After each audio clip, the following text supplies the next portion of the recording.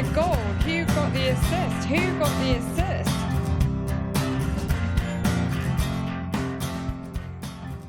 All right. Well, back in the saddle, I suppose.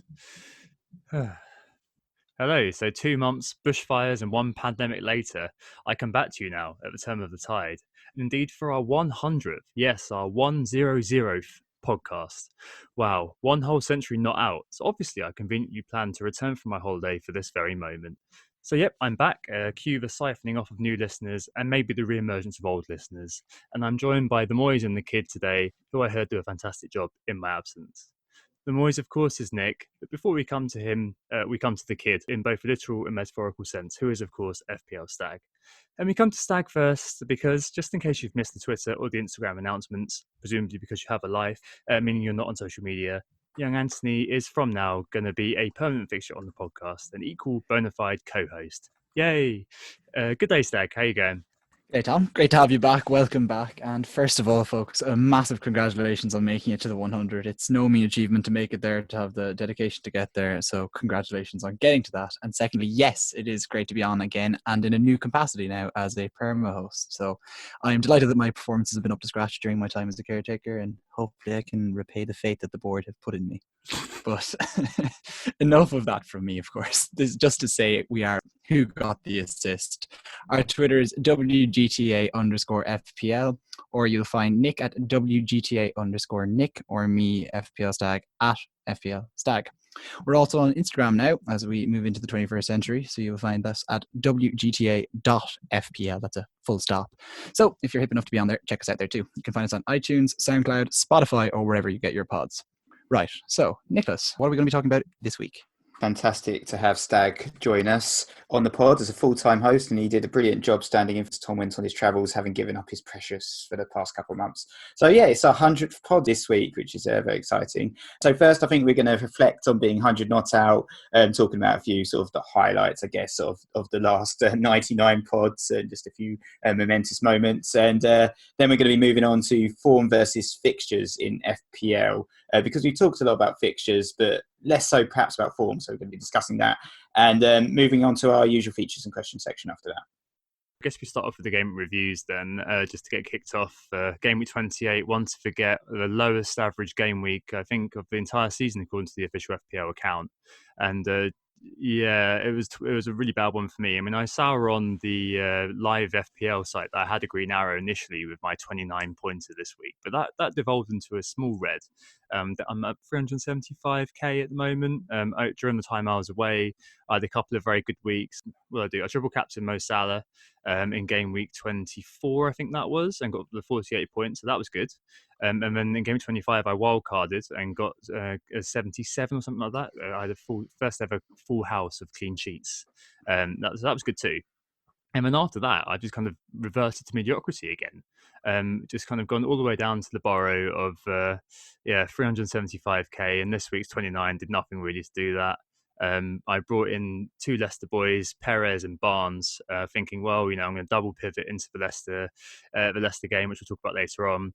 And neither of them returned. Both got blanks, and it was only kind of Jimenez and Taylor, Charlie Taylor, who did anything for me, as Mo Salah blanked as well. So yeah, a really bad and boring week for me. I'm not sure that'll be one that we'll be dwelling on for too long. Stag, how'd you get on? So a little bit better than you, Tom. 40 points, but with a -8 hit, which was taken very unexpectedly on Friday. So 32 points was actually enough for the slightest of green arrows. So I'm now at 810k overall. So not exactly all that impressive, but given the context of the week, I'll take it. The initial transfer I made was to bring in Bruno Fernandes for Abdoulaye Doucouré, who of course did go on to get an assist against Liverpool and score quite well, but at least Bruno Fernandes came in and scored, so repaid my faith. And then I had quite a bit of budget remaining, and the early team news came out about Leicester, that Vardy was injured, so I wasn't going to hold Vardy anymore for the blank game week. I was fed up of him anyway. So I traded him in for Mason Greenwood, who I suspected would start and was just a good enabler, and I used the budget pretty much just to get a Leicester player in and have Ayoze Perez in midfield. So I upgraded Isaac Hayden for him, which, look, on paper it sounded good. I'm happy I took the risk, because this is the sort of thing that I feel I need to do going into these closing stages of the season if I want to get to the even the top 100k realistically at this point would be a pretty big achievement. So yeah, look, it was pretty much going into Sunday. I had almost no points at all. It was all 2s and 1s, and then Fernandez, Calvert-Lewin, and Jimenez kind of came in for me on the final day. Captain Salah, that didn't exactly work out either, but that happened to everyone else. So we'll take it. We move on. We go again, and we're well set up for the next few weeks. And you, Nick? I actually took a -8 this week. So, yeah, it wasn't the best of weeks. So I ended up with 32 points in total. So, yeah, pretty bad week. Not one I want to reflect on for too long. But I think everyone felt the pain really with that sort of fellowship of triple Liverpool just blanking for everyone and the captain as well. Luckily, I did get returns from Jimenez and Calvert-Lewin on the Sunday. So it wasn't a complete washout.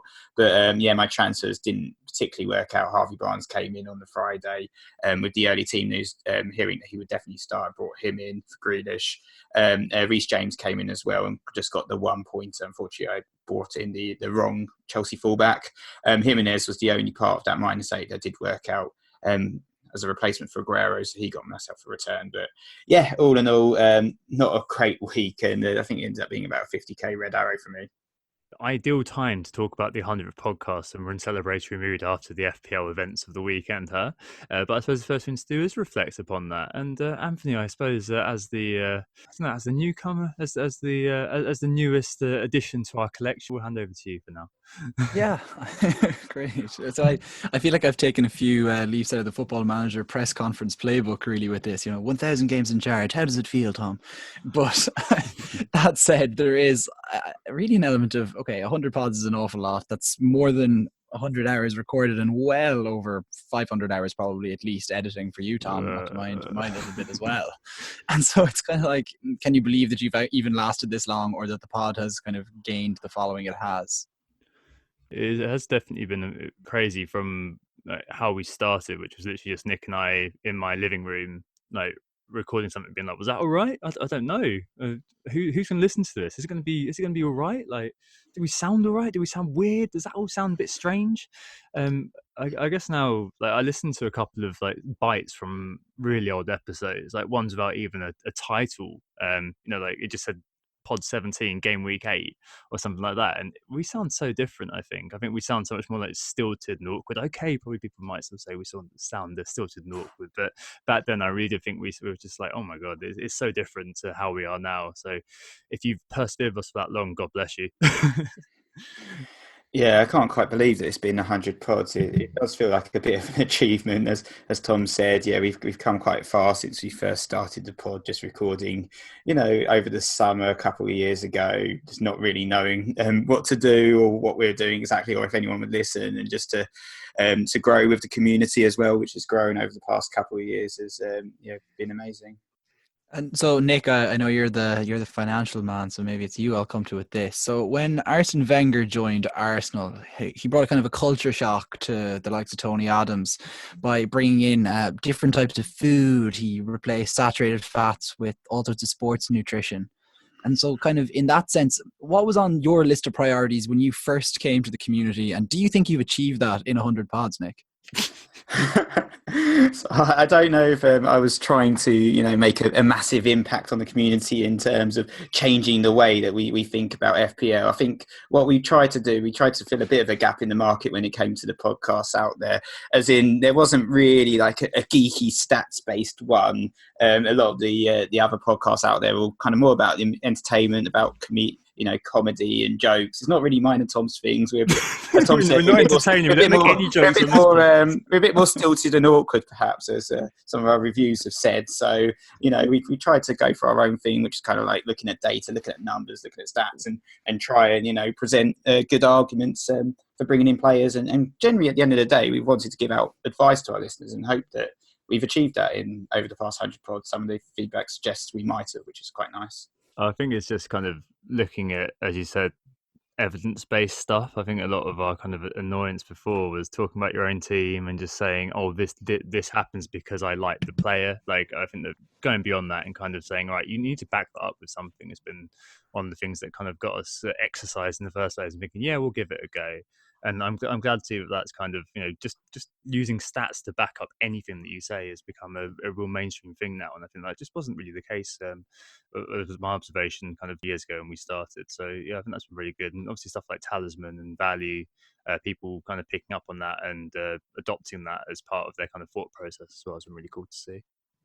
Yeah, absolutely. And maybe kind of tying in a little bit with what's been kind of interesting to kind of watch. And this is something I've also experienced since I joined the Twitter community and started writing myself. But Tom, it is something you've oft mentioned, that having a podcast has changed your FPL style. Maybe that's a feeling of being somewhat accountable to the people on Twitter and not being able to take the risks that you may have liked to take. So you'd have talked about before that, the season before you launched the pod, you'd had a top 3K rank or something. And maybe the pod has definitely changed your view on how you attack every game week. Has that changed with time, A, with the pod, and B, have you started trying to counter the effect of the pod on your own decision making? Oh God, I'm a terrible FPL manager these days. Christ knows why people are still listening to me.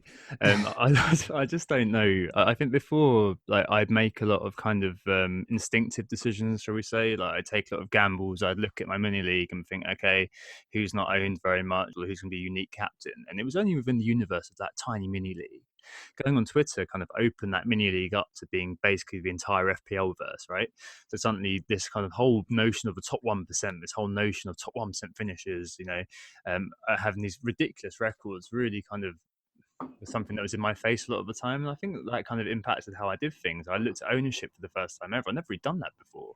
And all of these kind of created concepts and kind of constructs, I suppose, that I never really thought about started to have a real impact on my FPLing, and it still continues to this day. Where I was still, for example, captain Salah this weekend, whereas I think a few years ago I probably wouldn't have. I'd have done something a little bit different, done the Mark Southerns, and I really wish I kind of had that, but I think I've just kind of, I don't know, maybe I've just lost it. Like, the deal with the devil seems to be that if your podcast does well, your FPL doesn't. So I think I'd probably take it, actually, that my podcast is doing all right.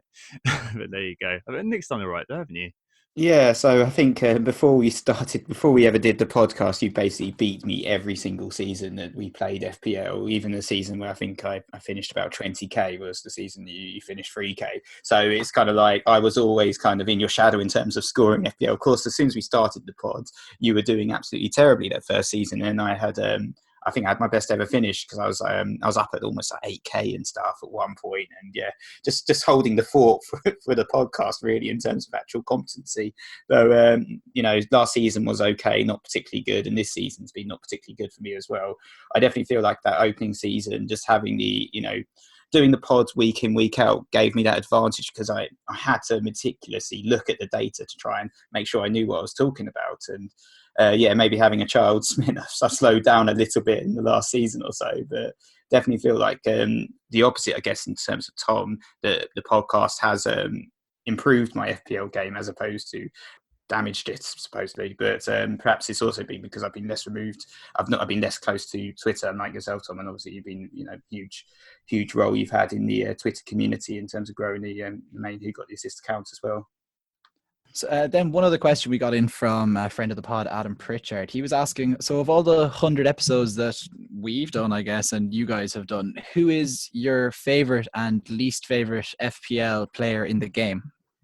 Supposedly not our favourite FPL manager then, which is how I interpreted this question first. I was like, who can I say is this my least favourite FPL manager outside that's cool. But no, I think if it is FPL players, I think if we start with, I suppose since we started doing the podcast, and it came up actually, it reminded me when we did the Twitter thread just about my experiences with Hazard over the first couple of years, and especially like how some of the guys said that they'd never seen me or never heard me so angry before when I talked about Hazard and how he'd been trolling me. And I used the word troll quite a bit at that point as well, which a few people said I shouldn't be using because it was a negative word and, whatever. He's just poor form that I couldn't pick the player at the right time. But my personal experiences with Hazard, perhaps, whilst I was doing the podcast at least, make him my least favourite FPL player, even though I actually, love to watch a player live, and I think he's an amazing, talented, amazing footballer. Just from an FPL perspective, I had an absolute nightmare with the guy. So that's why I've said he's my least favourite, or at least I picked him out as my least favourite FPL player. In terms of my favourite FPL player, I guess since we started doing the pod, I know it sounds a bit cliche. I just had to say it was Mo Salah, just because I think that first season I had him for every single game week, 38 game weeks, and he just really smashed it for me that season. And the second season as well was ever present as well. And so was Andrew Robertson, who was also my second pick in terms of, my favourite FPL player just last season, just being ever present for my side. I think he only missed 1 week for me, which is sort of like the free hit week. Both of those guys were just absolute sort of stars in terms of contributions towards my FPL performance. So I think those are probably the guys I said best players. I think last couple of seasons it was Hazard. This season I feel like it has to be Rico, who's actually been my only ever present player this season, to be honest. But he just keeps coming on. He just ends up in my team every week. I don't know why he ends up in the team. He ends up getting 9 pointers on the bench, and then when he comes in, he gets 1s, 0s, or the occasional -1. It's just like, who is this guy? I can't stand him. So he's my at least, and even in like a blank week, he decides not to play at all, which just means no points there either. So yeah, not great. Yeah, no, not very good at all. Yeah, no, I think my least favourite FPL player. Oh, that's a tough one actually. Surely your bet noir, Tom. Oh. Or Rondon, I think. Yeah. Oh God, I don't know what it was about that guy. I think whenever he's a sort of player, but whenever I kind of even vaguely considered him, he actually did nothing. And then whenever he wasn't in my team, he absolutely smashed it. I think my hatred for him just grew and grew over time. And there was that nice run of fixtures, wasn't it, when he was at Newcastle end of last year, and he couldn't stop scoring. And I kind of relented finally one week. I think it was the free hit week, and brought him in. And in that kind of game week, in that match, he had the highest XG, had the most shots on target of any forward, didn't score. So I was livid, never looked at him again. And then went on to score a brace in the next game. Absolute my favourite FPL player. Oh, it's quite a tough one actually. There are quite a few. The boring answers are probably Sadio Mane. I mean, I think his progression from kind of ex-Southampton also ran to world star has been incredible, and he's been in my team quite a lot. And Raul Jimenez as well, just for talisman theory. Talisman theory also means Pascal Gross is another one who comes to mind straight away, just because he used to be part of my little kind of cover. As a joke pick as well, it's worth pointing out Bro Potus, otherwise known as Kennedy, who graced my team last season for a good 8 or 9 weeks and did absolutely nothing during that time. An honourable mention as well to Chupo Mistake, Eric Maxim Choupo-Moting, now of PSG fame, who also graced my team for a long time. I think he scored a brace against Man United, didn't he? And we all thought he was the next big thing coming over from the Bundesliga. And then after that, he proceeded to give us a procession of blanks. So there you go. We did reach out to Twitter to ask them a few of their favourite moments, if they remember anything at all, indeed. A few kind of things that people said. The first thing was Duffy. So I, at one point, riotously celebrated when Shane Duffy scored a goal when I was on holiday, I think it was at the time. And I remember, Nick, you giving me the news that Duffy had scored, and because you didn't own him, you were audibly pissed off. And there was me running around the little apartment that we were in. So that's been said by FPL King, Rich Nyquist, FPL Chancer, Osmo, and Abhinav. Another moment as well is Dadwatch from this year. So Mr. Fish, Late Riser, and also Flapjack have said when Nick Stab was the Magnus Carlsen of FPL. Some of you met the great man over Christmas, and I don't think he's doing as well. We'll talk about Dadwatch this week. Personal histories was mentioned. So Rishi, FPL Raccoon, who we've met in real life, had on the pod as well, and FPL Feed the Goat, who we've met at the last couple of meetups, mentioned that our intros to Nick and Tom were quite cool, worth listening to if you want to find out a little bit more about us. But yeah, thanks for that. I'm glad someone actually did bother to listen to those. Nick savaging Hazard was mentioned by a couple of people. So Samantha said that Nick got very angry listening to that, and Hindu Monkey remembered me savaging Joe Hart as well at one point. I believe Hasn't everyone? Oh dear me. Other things, people realizing we do themes every week. So FPL JB said he suddenly realized the Rick and Morty references were being made. Flub dub dub dub moment. James Q said that he realised the National was there, and Tommy Gemmell said that he realised we were doing themes. But he was listening to us, and he kind of had an epiphany that we were dropping in themes, so it made him stop jogging for just a second. And one of my personal favourites as well, unnecessary interest in Nick's wife, Death Star FPL and Claret FPL both remember this. A great moment on FPL Twitter when someone said, "Oh, the voice on that theme is super sexy," and Nick just replied, "That's my wife, mate." But yeah, I think we're going to run that section at the risk of sounding too self-indulgent. But thank you very much for all the support. It's been absolutely incredible. Yeah, cheers, guys. Thanks for all those moments. Brought back a few memories there as well. Yeah, and there are many more to come, I'm sure. Who got the assist? Who got the assist?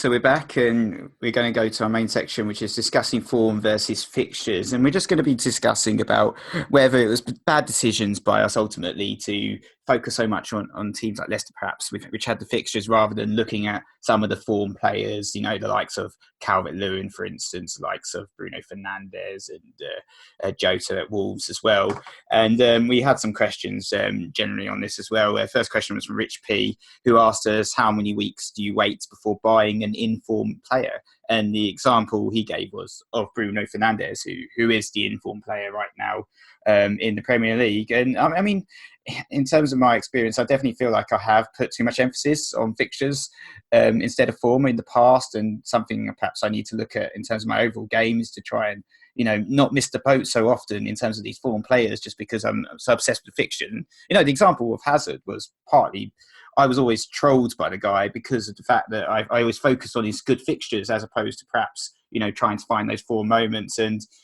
previously, you know, I made mistakes like, you know, with Vardy, never owned him in his winning season for Leicester, and Danny Ings perhaps this season as well, though slightly paid off. With Bruno Fernandes, sometimes there's a little bit of luck involved, I guess. You know, that goal was a shot that Pickford should have saved. Ultimately, it was a shot from range.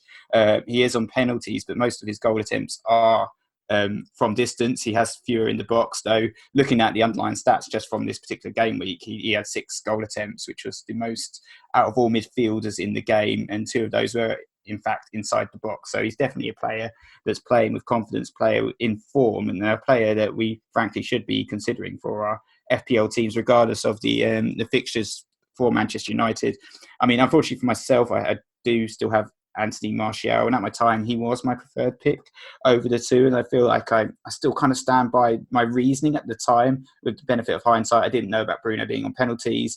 I saw Martial as a number 9 sort of out of position forward, and I thought he would be taking on that talisman role at Manchester United, though it seems like he's going to be forever the Riker at United. Martial, either be it Pogba, Rashford or Bruno Fernandes, that steps up into that talisman role. Martial, I watched that game and I felt he looked so lethargic when they were going forward. I didn't see any sprinting runs, you know, any you know, counter-attacking pace on him. He just looked like he wasn't in the game at all, which was a bit concerning. Though, you know, I don't know if it's worth a straight swap for that kind of player, you know, to bring in the form player Fernandes, get rid of Martial, who was showing a little bit of form, to be fair, up until that game. Yeah, I see what you mean. I mean, Bruno definitely is amongst the cohort of players. I mean, Osmo asked us as well about this, and highlighted Bruno, Calvert-Lewin, who spoke about, Doherty, Jota, all the players who have form. In contrast, the likes of Vardy, Pereira, and Perez have had the fixture this week and have got the fixture coming up.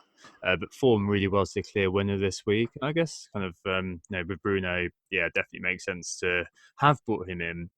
The question is, going forward with those fixtures still, should you still go with the fixtures and think, oh, okay, well, the fixtures aren't that great going forward, so maybe he'll stop the form that he's showing, or do you keep going? I mean, Bruno looks like the reincarnation of Christian Eriksen in FPL, doesn't he? All those kind of long-range shots and lots of creativity, I suppose. It definitely seems to reinvigorate United to some extent.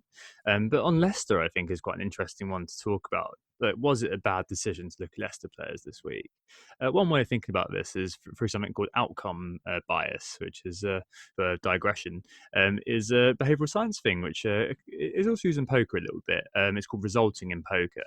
And as FPL nutbags, I suppose, we make decisions a lot based on information and data analysis, but often we'll fall prey to outcome bias in evaluating how good that decision was. So this week, we looked at Leicester, we looked at the fixtures and thought, you know what?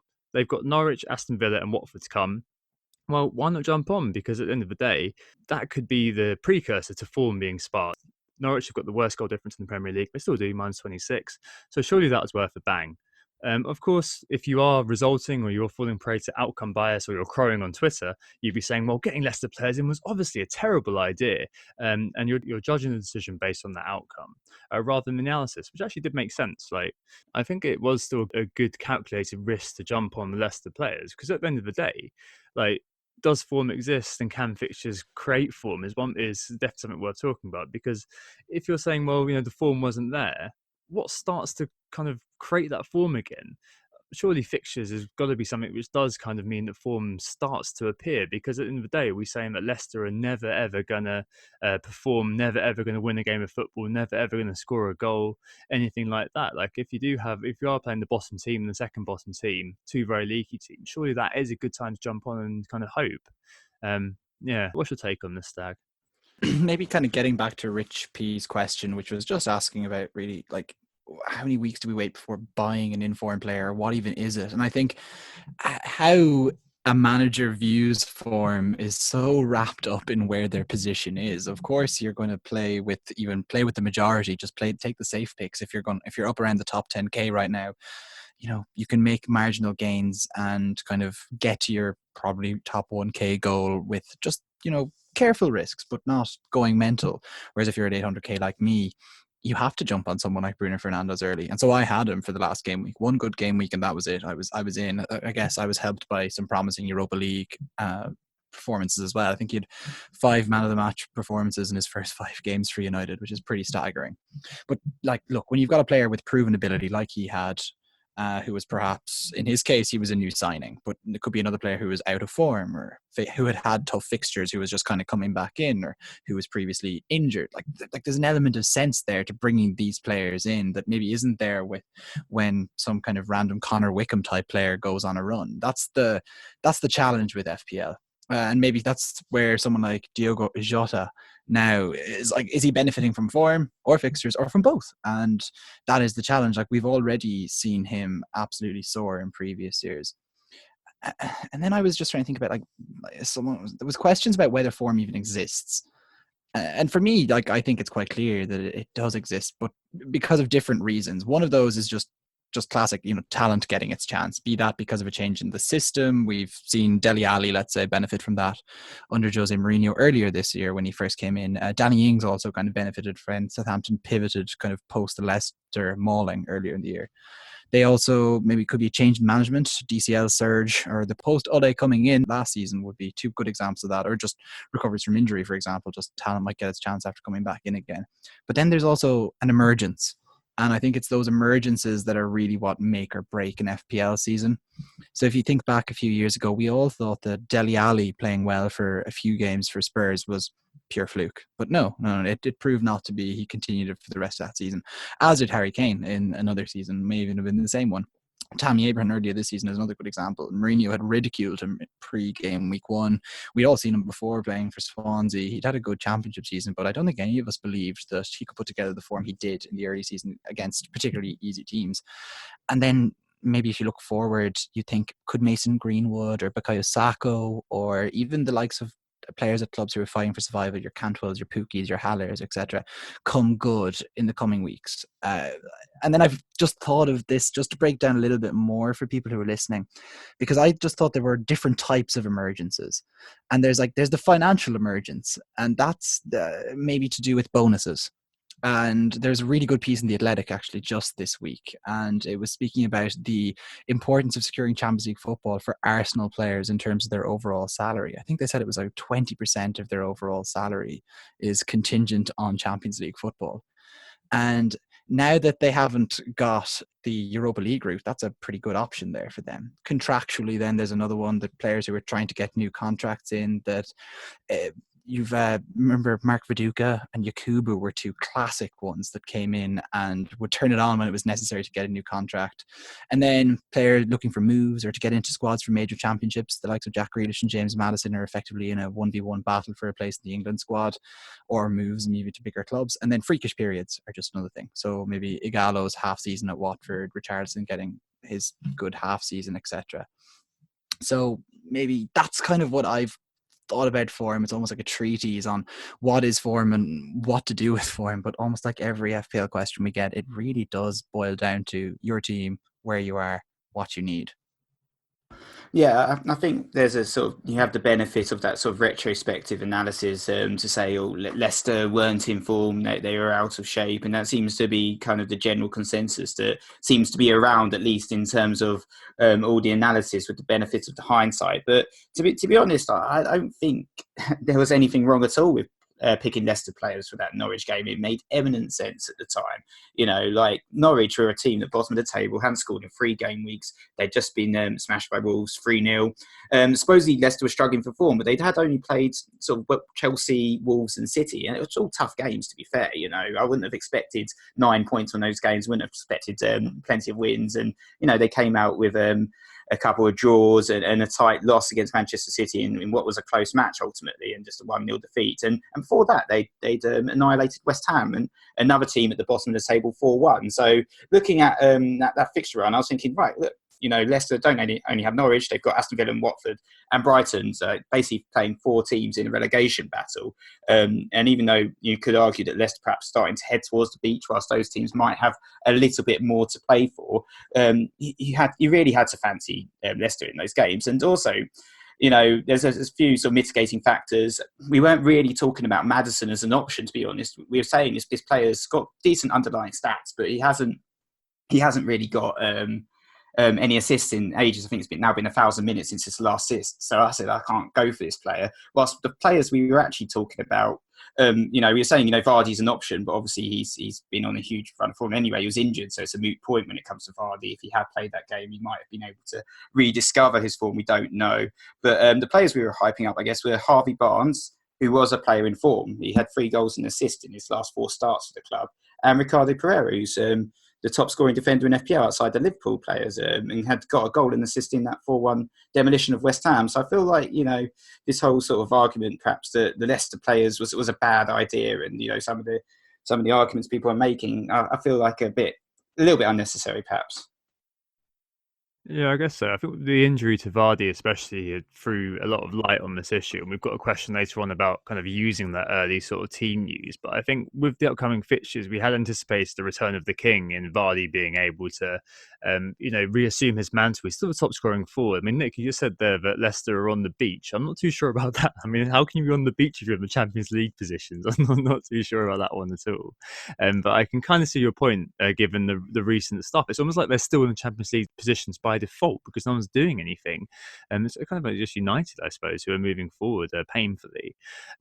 I guess just touch on the Stag's points there as well. Like, I think there are definitely lots of kind of elements of what comprises form. Like, even if you do believe in a thing called form, worth giving a shout out to the Analytic crew on Twitter.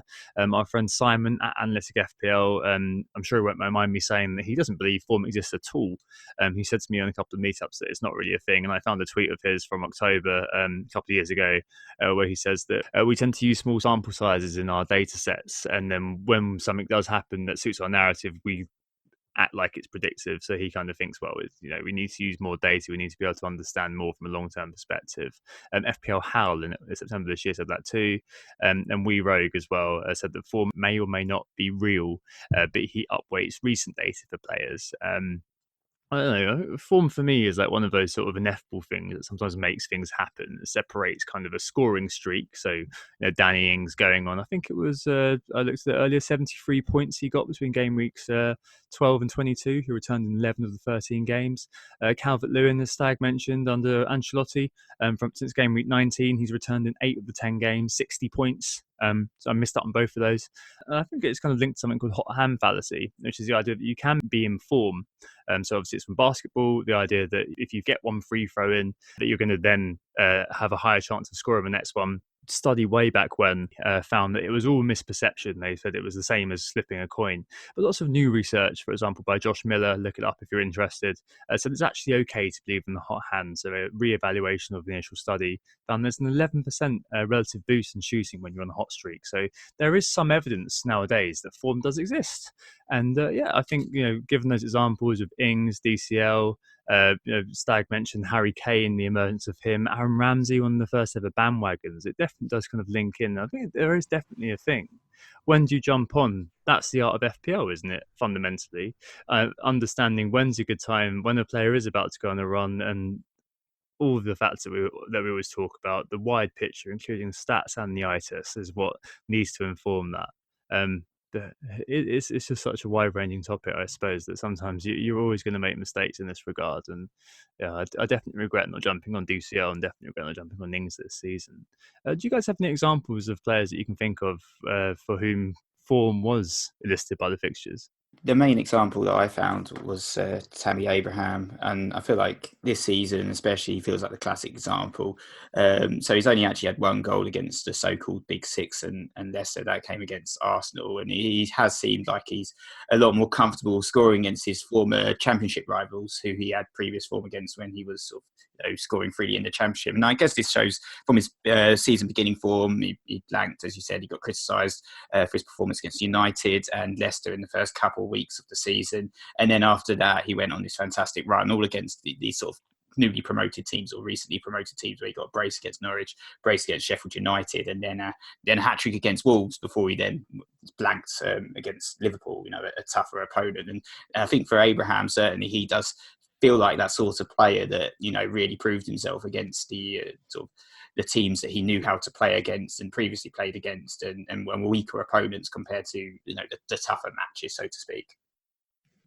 Yeah, for me, one of those players, Tammy Abraham, is definitely the striking example this season. And I think in previous seasons, we've even seen kind of the inverse Tammy Abraham, which was Raul Jimenez last season, when Wolves would struggle against mid-table and lower-ranked teams, but they seem to always pull it out against the top six. And I think that kind of nearly undermines just what are fixtures and how important they are, but I think gets at the idea that motivation is such an important thing in how well a team will play as well, and that's such a hard thing to measure. But one player who I did pick out and maybe I benefited from, so he's strongly in my memory, is Sergio Aguero. I brought him in with good fixtures, with good fixtures in mind, and benefited handsomely really from him just picking up, having a few good game weeks against what were predictable opponents that you expected him to do well against.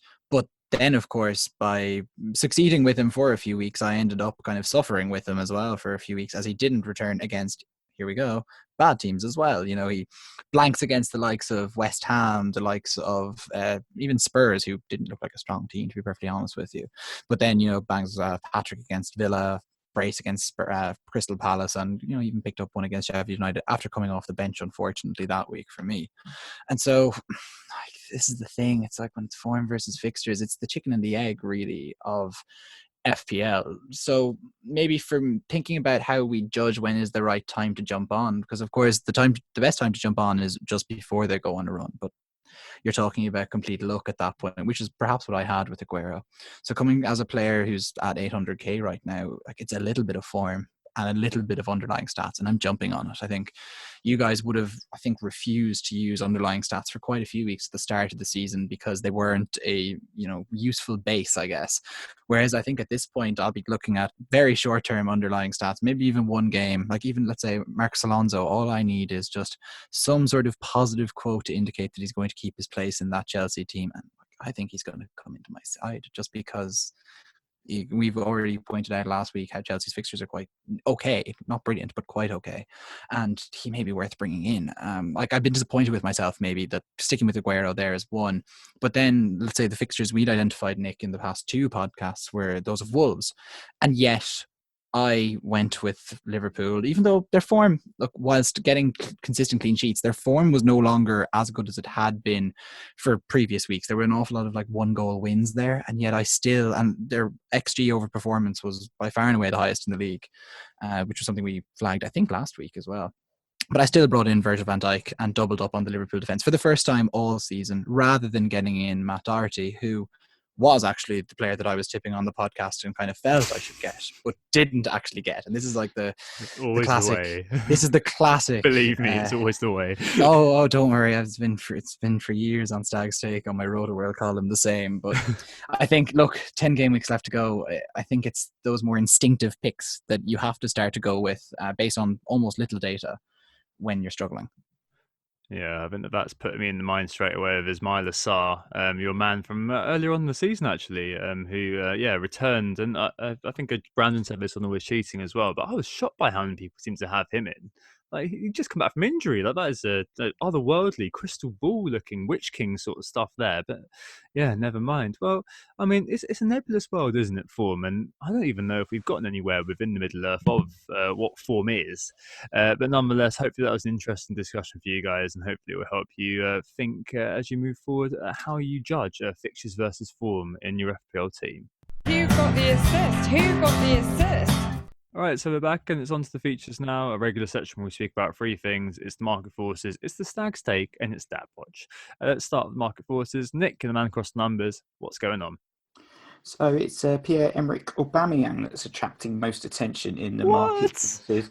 Yeah, well, you should have seen it last week, Tom, when he was the third most transferred in player despite having a blank, which would be very odd to see. But clearly a lot of attention towards the free scoring Arsenal forward, or should I say winger right now, with 178,000 transfers in at time of recording. Very, very popular player apparently to currently be bringing in. Actually a player I'm considering myself for that West Ham at home game, and it might even be a double, though we don't know at this particular moment in time if there's going to be a double game week for Arsenal or not. But yeah, forwards actually dominating the market forces very heavily this week. The first, third, fourth and fifth most transferred in players are all forwards. Jota with 117,000 transfers in for Wolves, Jimenez 107,000, and Calvert-Lewin with 97,000 transfers in. Most people are selling Vardy, Abraham and Ings, all attracting lots of sales at the moment, perhaps partly because they've had slight injuries. Yeah, don't forget Firmino as well. He's fifth most sold as people learn the lesson that I learned earlier on in the season, that he's just really bloody unpredictable and also incredibly frustrating to watch if you own him, just looking for the pass every single time when you think, Bobby, just score, man, just score.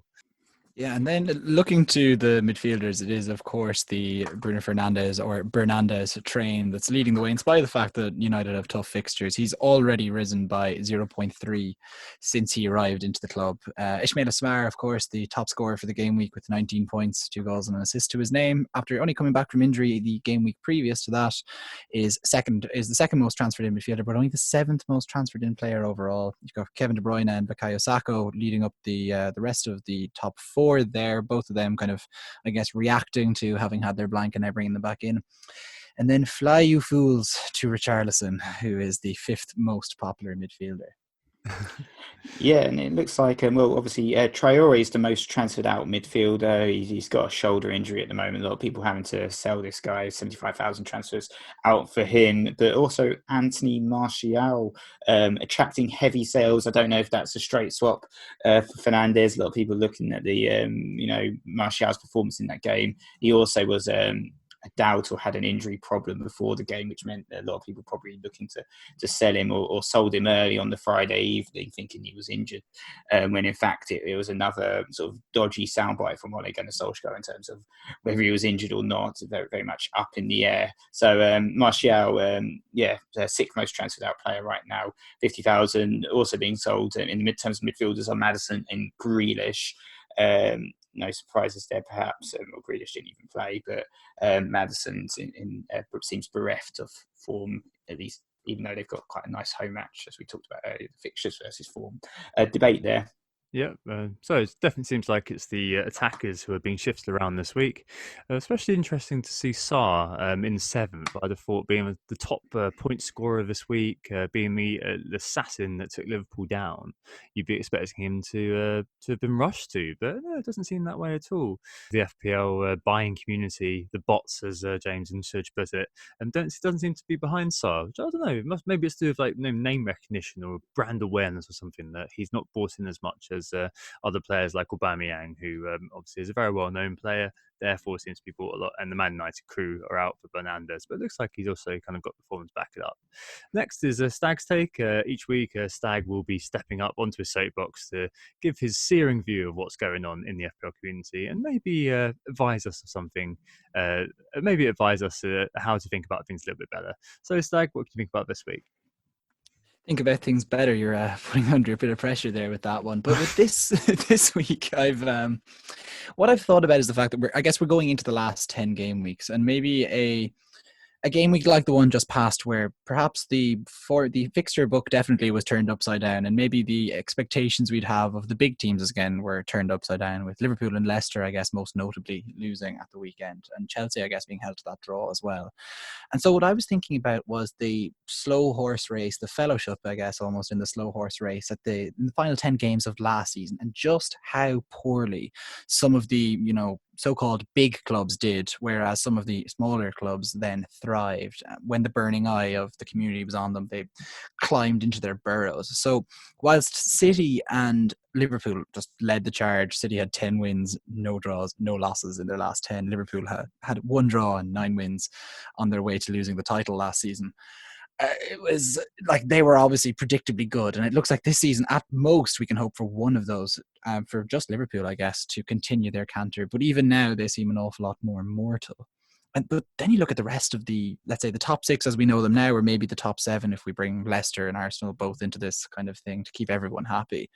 Like Chelsea, in spite of the fact that Champions League football was kind of a must for them, still only got 4 wins, 4 draws and 2 losses in that final bit. Arsenal, 4 wins, 2 draws, 4 losses, not too inspiring either. Of course, there was Manchester United going off a cliff under Ole in the latter half of his reign at the second half of last season. Just 3 wins, 2 draws, 5 losses, and only scored 10 goals in that final section of the season as well, which is almost as bad as Cardiff City and Fulham, who eventually ended up going down. United were 14th in that final period, only a little bit worse than Spurs, 1 point worse than Spurs, who picked up 11 points from their final 10 games of the season. And you couldn't say that Spurs are in better condition now than they were, with 10 games to go under Poch at the end of last season, with their Champions League run diverting pretty much all of their energy. And so I guess with our risks and the transfers we're making, let's not get totally tied up in A, tying in what we were talking about, fixtures, but B, don't get tied up in reputations. Like towards the end of last season, the 3rd best performing team. Nick, Tom, any guess who was the 3rd best team for the last 10 games of last season? 19 goals for, 15 goals against. Everton were 4th, Tom. A good attempt. Wolves were 6th, Nick, so not a bad attempt, but it was actually Wise Boys. Crystal Palace. Oh, yeah. 6 wins, 1 draw, 3 losses in the final few games. PVA hell, yeah. Yeah, exactly. Yeah, the PVA glue keeping them together as they went for the title, or not went for the title, but went for survival even. Yeah. And, that's some serious performance. 19 points from 10 games. If they could do anything like that again, or if a team of their ilk could do something like that again, there's some serious value to be got from there. And I think there are plenty of sides that have that potential in the lower half of the table right now. Bournemouth are a pretty great example of it. At this time last season, we would have had the likes of Ryan Fraser and Callum Wilson in our teams, only for them to win only 3 games, draw 2 and lose 5 towards the end of the season, as maybe safety was assured. That's not the same at all for them this season. Whereas Burnley, for example, performed extremely poorly at the tail end of last season, maybe because their safety was effectively secured, and that's how it is right now. They're actually making a European push at the moment, and maybe the likes of Sheffield United may start to tail off, and maybe other teams are going to profit from that. Yeah, it's definitely an interesting time. I'm glad that you've given us a little glimpse into your plans here for now. Right, and Nick, finally, let's see how it's going with Ian for now. It's Dadwatch. It's been a bit of a sorry procession recently, Nick. I'm guessing it may have continued from what you said when we were off camera earlier on. Well, yeah, I think he's lost his eye a little bit in terms of the game. I think we all saw the brilliance of the White Wizard at the beginning of the season. But in terms of his overall performances, it's been numerous red arrows. Unfortunately, a 24-pointer, which actually is the same as me, fielded from 7 men though. So 4 of his players didn't play at all. I warned him pre-deadline that Jamie Vardy wasn't going to play and suggested he make a last-minute move to like Jimenez. My advice wasn't heeded, even though it was given 2 minutes before the deadline, which was perhaps a bit harsh from my perspective. I just remember 2 minutes before the deadline that perhaps I should give him some warning about the early team news, and just did not give him enough time, unfortunately, to sort his team out. But he had the Jordan Ayew come on, get him 7 points this week, and also got points from Ben Foster in an unlikely clean sheet against Liverpool. So still bringing a bit of jam out of the bag there, I think, in terms of the overall performance. I think he's dropped now below you, Stag, sitting around the 1 million mark in terms of overall rank. Oh God, he's got down to Helm's Deep now. Getting worse and worse. It just goes to show that, eventually, all things will even out in the end, won't they? Oh, gambler's fallacy. Right, let's take a break there and move on to the questions. Hope Ian doesn't mind me going in 2-footed on him there. That's all right. Doesn't mind. There's a rivalry starting to develop there after he pointed out that he was 1 point ahead. It's like, oh my God, I can't believe it. It's me versus Nick's dad. He was beating us all at the beginning of the season. Yeah, exactly. Who got the assist? Who got the assist?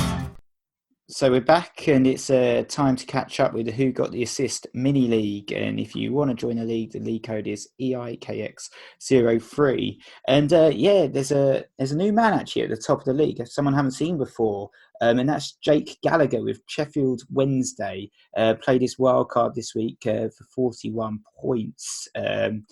Aided by Lascelles and Charlie Taylor, that 0-0 really benefiting him there. He's overall rank 42nd at the moment, so very, very impressive.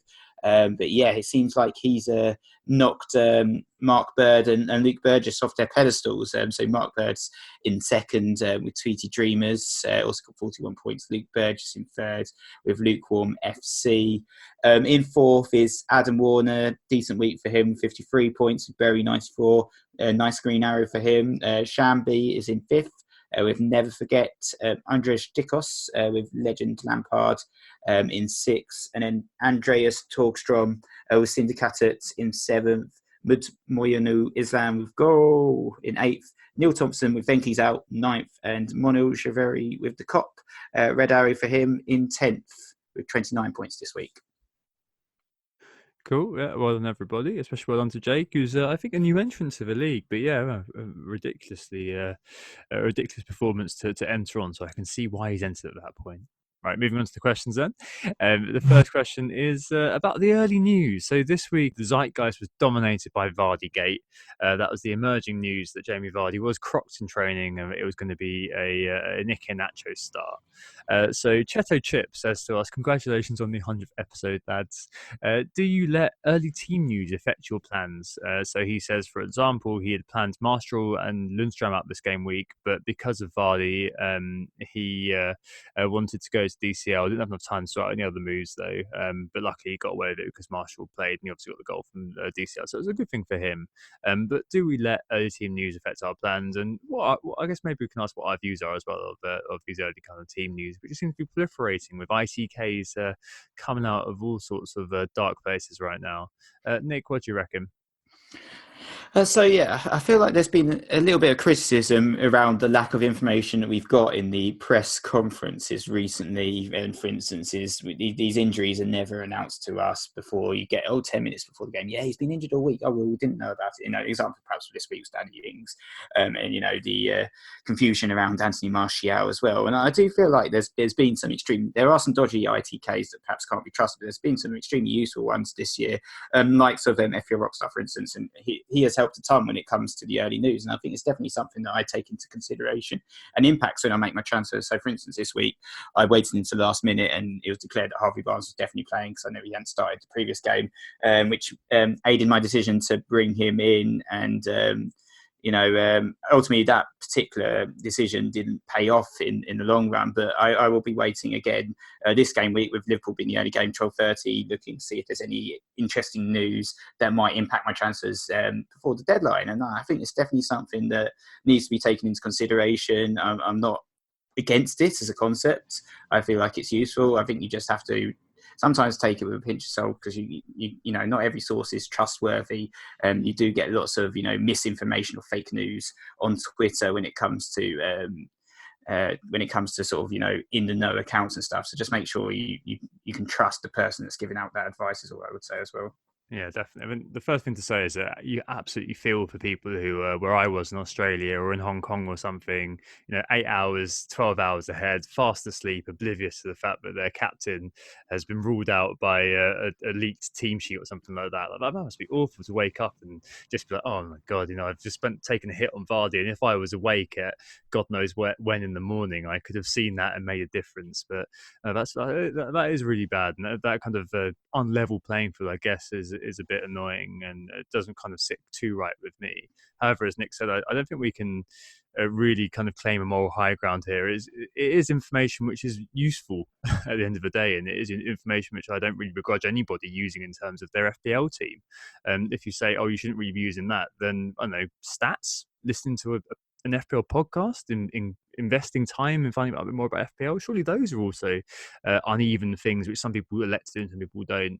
I guess the other thing to say as well is that in terms of it affecting our plans, luckily we're at that point in the season now where value doesn't matter as much, so it's much more valuable to have the information that we're going to get from places like Rockstar, or in days past from places like the Anfield Express, than having that 0.1. So it's probably better to just kind of sit on your hands, exercise some self-control, and just wait until you kind of hear towards the deadline, I suppose. Stag, what do you reckon?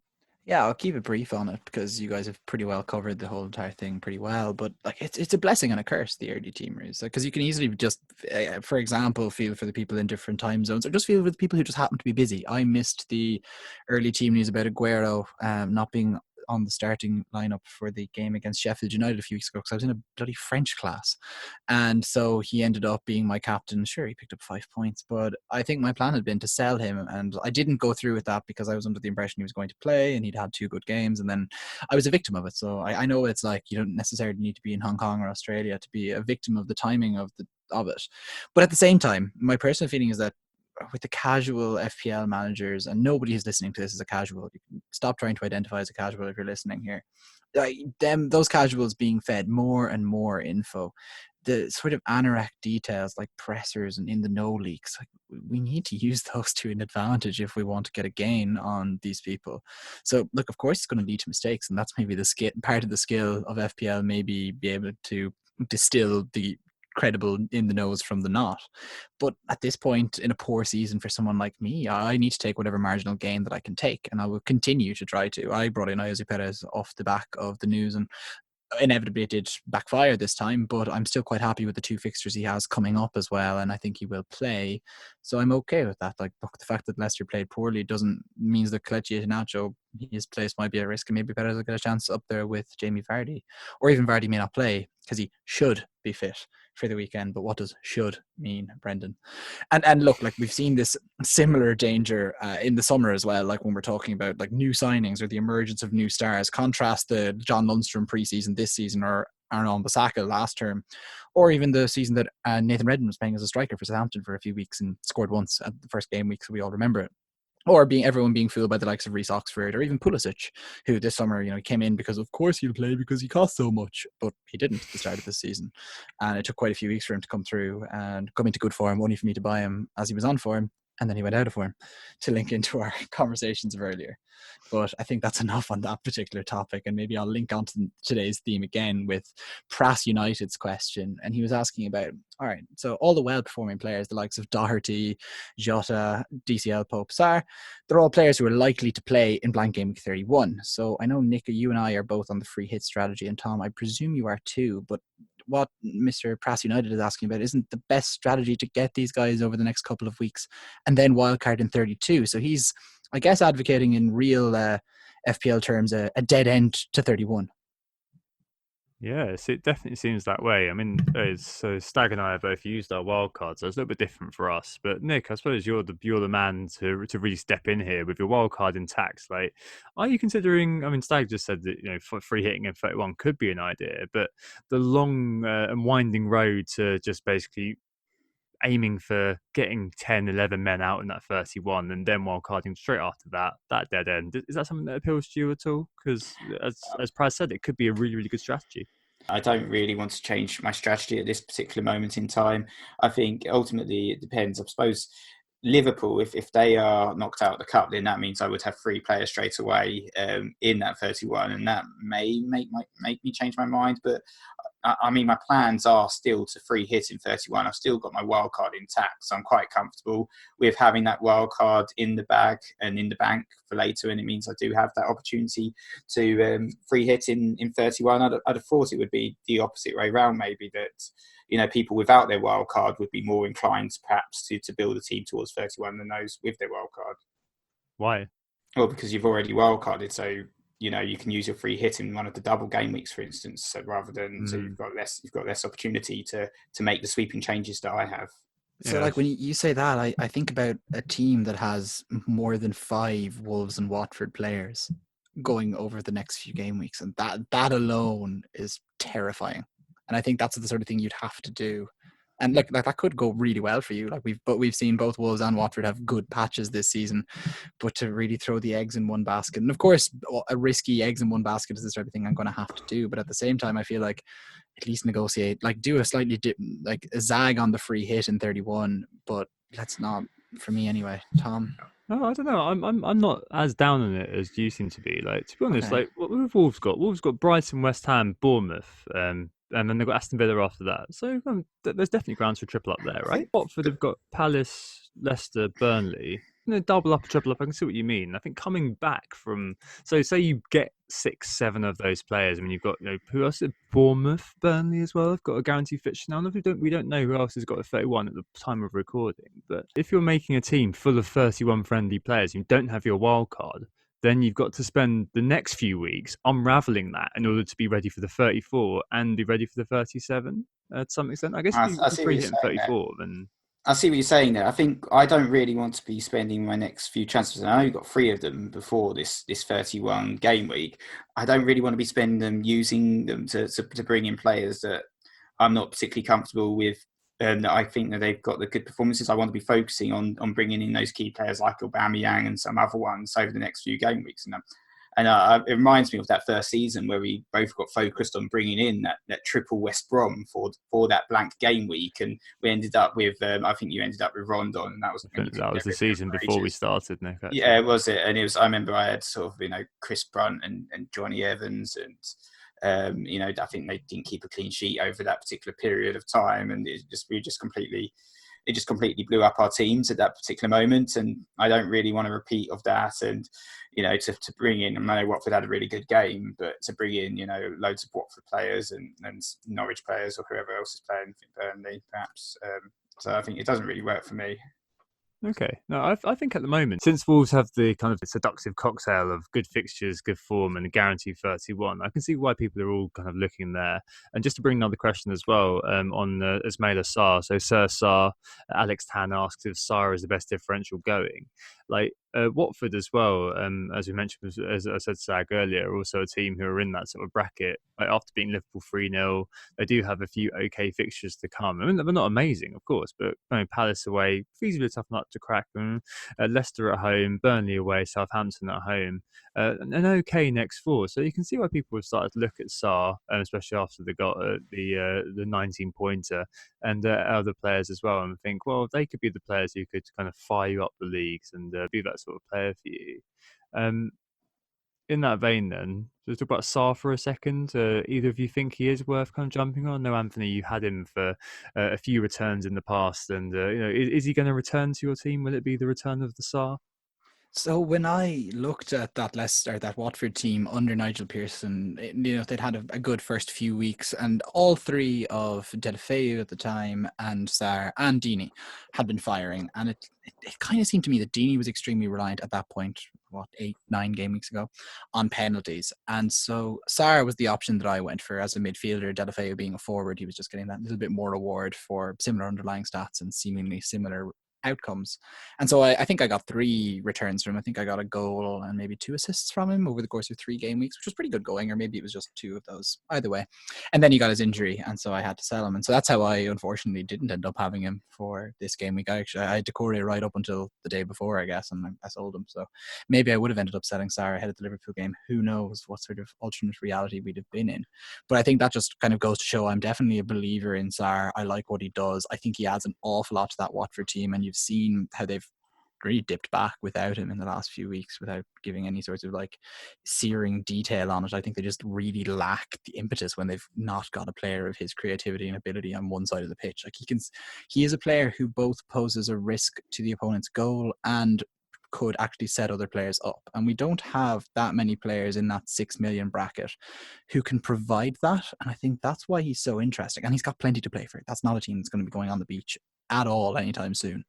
And that's what interests me is most about Sarr. Yeah, just the numbers in that one game alone are absolutely crazy, aren't they? 2 goals, 1 assist, an XG of 1.42, 7 pen box touches, 4 shots on target. It's against the best team in the league, right? The best defense in the league, and he's able to do that. Like, yeah, that's certainly very interesting indeed. Especially like the way he played as well. It's just one of those things where you kind of think, God, that guy's got to come in for me. There's definitely kind of an echo of Raheem Sterling about him, especially that second kind of lovely finish and the kind of his position as well, receiving the ball from Deeney, absolutely brilliant. So there's definitely, as a talisman, the Hertfordshire talisman, Sarr, I think is definitely in my consideration. He could be such an easy move for me from either Perez or Barnes. It's just the case that, well, I mean, they've got Villa, Leicester, so do I really want to jump off them and commit some sort of FPL suicide by doing so? I think he's certainly, a fantastic pick. Ownership was 1.3%. He would have been the best differential for that Liverpool game. I do remember actually last time they played Liverpool earlier in the season was before he'd done much in the Premier League at all. He'd had a bit of a slow start to his career, and I remember Sadio Mane saying to Troy Deeney to look after him and to take care of him as a player because he's a quiet boy and a shy boy. And I think after that, it was the following week that he really impressed and sort of came out the limelight in that Manchester United game where he got a goal and an assist the following week. And, having a mentor like Mane, who's one of the best players in the Premier League, same nationality as, so I think it's very beneficial for him. And he's certainly a player that's really starting to shine in terms of his performances. Obviously, he had a little bit of an injury, but apart from that, he's been fantastic since that week, game week 18. Cool. And I guess another in the same vein, I mentioned Wolves as part of that kind of Wolves-Watford double up of being in the Goldilocks zone when it comes to players we're looking at. Jota. So Medwoods asks, is Jota and Jimenez a thing? Juliet D says this with her going for a Jim Jot Bolly sort of trio. And at TA Arnold also asks, is it time to jump on Jota? Taylor Cross also asks very, very similar questions. Double Wolves, a good idea. So this is an interesting one as well, isn't it? Because like having a double from a strike force is something with a wink to Frank and Neil Murray, something we haven't seen since days of Suarez and Sturridge. Doubling up on the defender and midfielder has been seen a lot more this season. So double defence from Liverpool, KDB and Raheem Sterling. But I mean, I did have a look at Jota's stats, tweeted on that earlier on, and put on Instagram as well. Please follow us on that. And I found that last season, over the last 10 game weeks, he actually scored 4 goals, got 3 assists, and during that time, he was second for shots in the box and second for big chances amongst midfielders over the last 10 this time last year. So yeah, he's got that kind of form as being a late bloomer. 3 goals and 2 assists in the last 2. I mean, Jimenez as a implacable rock in our team. Could Jota be the one that we'd be considering looking at? So I guess these Wolves players are definitely something that we've focused on whilst you're away, Tom. And I think the Wolves triple up was something we've discussed a little bit. And I think Nick and I had very much fallen on, if there was a triple to be done, it was probably to be Doherty, Traore, and then Jimenez. I think Jota's form since that, I think he's 5 goals in 5 games, something like that, in all competitions. It's pretty spectacular. And so I think it's hard to ignore, as you point out, the underlying stats are there as well. And like he has got form for this, that he did this as well last term where he came good and stat padded towards the end of the season. Like perhaps I should be renaming the Ayoze Perez zone, the Perez Jota zone at this rate, given how good he is at this tail end of the season. With Wolves fixtures turning up, I definitely see a strong argument for having him. The 3 striker slots, especially at that price point, are for once really jammed up. I think in previous seasons we've been kind of starved of options at lower price ranges for strikers, but this season that really isn't the case. And so like you're making a sacrifice of a Dingsish character or a DCL character to get him in, but if you believe in form and fixtures, and we've got both of those, the Goldilocks zone as you put it, Tom, then I think he's a pretty good pickup to have.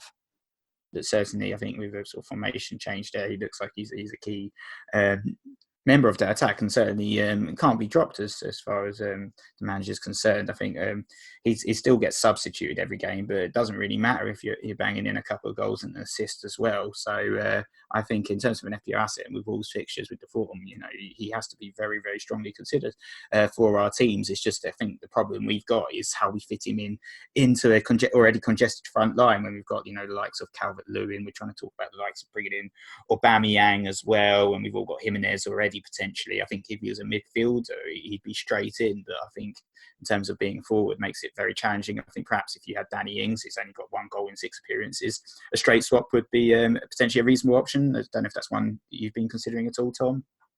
Oh, I don't know. With things, I'm not too sure whether I want to lose him. He's still got Newcastle, Norwich. Arsenal is off actually, and they just lost. They've just beaten Portsmouth, so that 31 game is off for Southampton and Watford. So they've got 29, 30, and 32. Could I sell Dings after game week 30? After the Norwich game, probably. As you mentioned in the form versus fixtures discussion, Dings is one of those players I just completely missed the boat this year, and I jumped on way too late. I should just let that boat go rather than swim after it. Could I swap him for Jota? Yeah, I could definitely see myself doing so. I need to get over my initial hatred from jumping on him at the start of this season, him doing absolutely nothing for 5 game weeks and then him getting 9 points as soon as I sold him. But yeah, it could be a very potent differential to have the two of them for sure. It's just whether it kind of fits your team to do so, and whether it blocks something like, I don't know, having Doherty, but having Doherty. But I guess losing Traore from consideration due to that dislocated shoulder means that Jota is, I guess, going to be part of the Wolves team more often than not, and also could be part of our team more often than not. Definitely, there's a space open for him alongside Doherty and Jimenez. So, yeah, why not? I'm not sure I'd sell him for Ings. I'm probably too scared of the numbers on Ings, but yeah, maybe I'll think about that more over the course of the week. And I guess then, having been talking about tripling up on Wolves, James Queralt is asking us actually about moving away from triple Liverpool and perhaps moving to a double. James points out that there's only 3 to 4 plum fixtures left for the Reds towards the end of this season. So are the alternatives such as Doherty, meaning that we should jump off? Maybe we should just have, let's say, the double Liverpool defence, or maybe a defender and a midfielder. Nick, do you have any thoughts? Well, I mean, there's no denying that their form isn't as imperious as it was earlier in the season, especially after that Watford defeat. But there were signs of it as well in that game against West Ham, and also the Champions League match, which they lost as well. And I think losing the likes of Jordan Henderson has had a bigger impact, perhaps bigger impact than managers would have thought, as well as James Milner, and also giving Dejan Lovren any form of game time at all has also had a bit of an impact to their form. But ultimately, I can't look at selling one of my Liverpool players at the end of the day. They've been pretty much, even though we've all owned them, they've been the key to most of our successes and saved our bacon in multiple game weeks. Just looking at 3 of my last 5 game weeks, for instance, just the 3 players and the captain scored at least 50% of my points. So just 3 players contributing that sort of level to my level of my point just means that they really are key. And I don't feel like there's a financial need to sell any of them either. You know, if I want to bring like Darcy, I could actually straight swap him for Rico with the amount of money I've got in the bank, for instance. So it's not really something that I can truly consider, especially with the Bournemouth home match, which we all know how Salah did against them the other season. So, I think for me, I think triple Liverpool has to stay. I think in terms of the auto-captain Salah, that is a question. We could be looking at likes of Aubameyang as a decent captain pick against West Ham at home. So I don't necessarily think he's an auto-captain necessarily, and would quadruple up essentially on Liverpool as opposed to triple up week in, week out. But I can't sell one of them. I don't think I will be right until the end of the season, perhaps, unless the double game weeks suggests I should. I think I could see why. So, for example, got Bournemouth this weekend, and then it depends a lot as well on whether they get that 31 game. If they don't have that 31 game against Crystal Palace, they've got Bournemouth, Everton, blank, and City. So that's 4 games where maybe if you're from the Liverpool double up at the back, assuming you're not going to sell Trent and you've got Robertson or VVD, maybe the door is open to selling him for Doherty for the time being. If you've got Mala, I don't know. Again, whether you're going to be going for where you're going to be going. The likes of Raheem Sterling haven't really been jumping up. Maybe a downgrade to Bruno Fernandes, and then using that money to do something else could be something you do. But ahead of the Bournemouth game, I'm not too sure. We're still waiting for information. But a lot of the plum fixtures are kind of there are still some decent looking fixtures to come. 33 Aston Villa, 34 could be a double game week Brighton, and 35 Burnley. So there are some okay games on the horizon.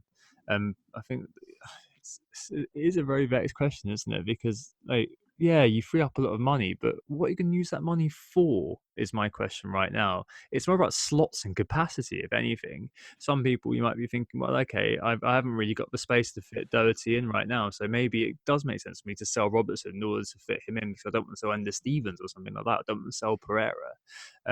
So it really is kind of personal, but I think with the triple, I'm probably not going to be selling for the time being, as boring as that sounds, and because I don't see very much a value advantage at least, and points advantage too.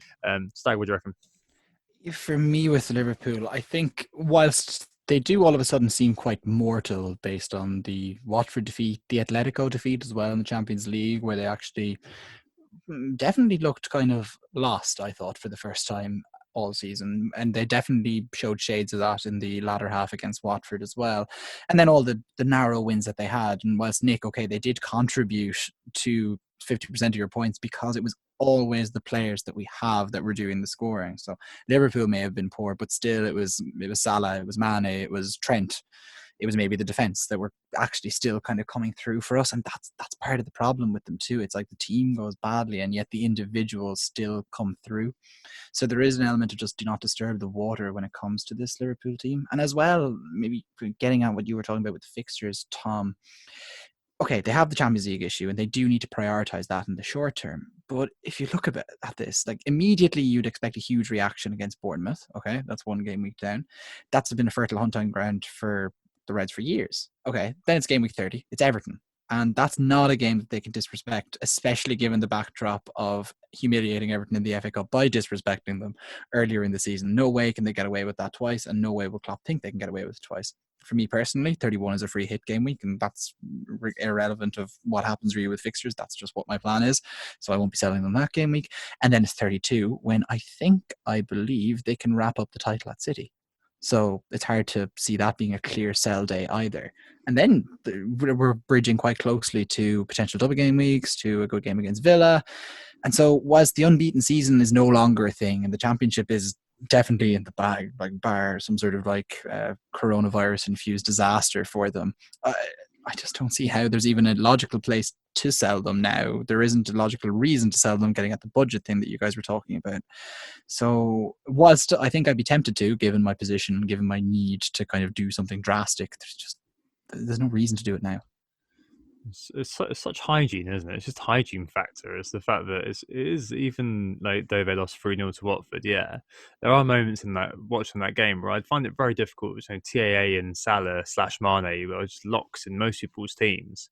I find it very difficult to watch Liverpool without owning the two fullbacks. Personally, they are Liverpool's number 10s. I've said many times this year, and I think they are going to be kind of stuck in my team for the time being. But you never know. Maybe come Friday. Come Saturday actually. If Robertson isn't in the team, then maybe he will become dirty. I just don't know. But I'm fairly sure I'll be keeping on hold of them for the time being. All right. So on that note, let's move on to transfers and captains this week. Then I think it's fair to say that this is going to be a short section because we don't know, just because we're waiting to see what happens in game week 31, which we'll know a bit more about during the FA Cup, from the outcome of the FA Cup ties this midweek, as well as any hopeful team leaks. So it means we're probably all going to be sitting on transfers until 11:25 on Saturday morning, I assume, right? Yeah, well, 12:25 where I am, but I'll still be sitting on my transfer. It's 3 o'clock somewhere. Yeah, I'll still be sitting on my transfer. Like right now, it's looking like a Salah captaincy because I lack creativity. And it's even looking like I may not be making a transfer. I have a solid 11, and I think maybe with the 31 in mind, it's just, even if I do decide to pivot, I'd have 2 transfers. I can maybe do another one of my blessed -8 mini wildcards to try and fix everything after that. So probably no movement. The -8 is tempting, to be honest, looking at my team. It's just this was the game week, essentially, with every team having fantastic fixtures and it all looking very exciting. So, unfortunately, instead, I've ended up with Chelsea, Manchester City, and Manchester United, and a Brighton goalkeeper as well. So it's not looking too great for my team. I'm tempted I'm actually tempted just to say goodbye to Matt Ryan because I'm fed up with this guy. He's just wound me up royally ever since I brought him in, and just bringing Denders, and that's what I mean. Just sort out my team, just getting the Sheffield United goalkeeper for the Norwich at home game. I know it sounds a bit controversial, but I could sell Calvert-Lewin for Aubameyang, even though Calvert-Lewin's in fantastic form.